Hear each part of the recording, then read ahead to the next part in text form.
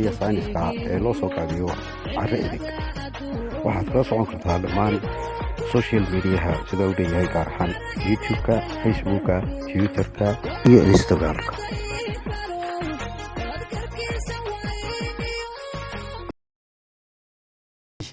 ama macaantii ha ahaato ama beerii ha ahaato ama cimiladii ha ahaato aqoontaa jaamacada aynu ka baxno iyo waxaanu anagu hadafkayagu yahay inaan istabaqaan wixii khayraad dabiiciya dhulkeena waa wuxuu ilaahay nagu amro inuu yidhi qusiruu fi lardi fanduruu kayfa bada alkhalq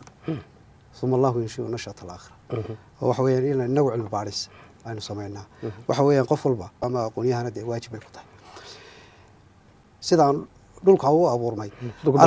dhagaxaantiiba ayaa markaas ilaahay noo sameeyey oo qaybtii waxa uu sameeyey qaybtii dhulka ahayd dhulku markaa uu samaysmay ee vulkaanikaasi ama platoctonic waxaana yidhaahdaan oo qaaca hoose ee eruptionka ee socda ee vulkaaniga ah ayaa buuruhu waxaasi ay ka samaysmaan qaybna bad bay noqotay qaybna biyay noqotay oo dee tadawurka noocaas ayuu soo qaybtii markaasi dhulka haddaba noqotay ayay dhirtii ku taala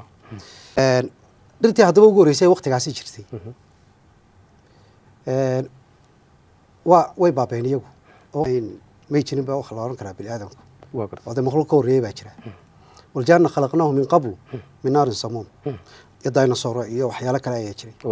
dhirta lafteedu waxay ka duwaneen dhirta nooca imika ay tahay oo dhinac walba way kala duwanaayeen marka gebi ahaan way baaba'day muunad ahaan bay ka duwanaan kartaa gebi ahaan way baaba'day ilaahay xikmad ugu talagalay bay ahayd bini aadamka markuu abuuri doono in ay faa'iido u yeelato imika shidaalka aynu isticmaalnay waxay ka timi bay yidhahdaan dhirtii baktigaa iyo makhluuqii bini aadanka ka horreeyey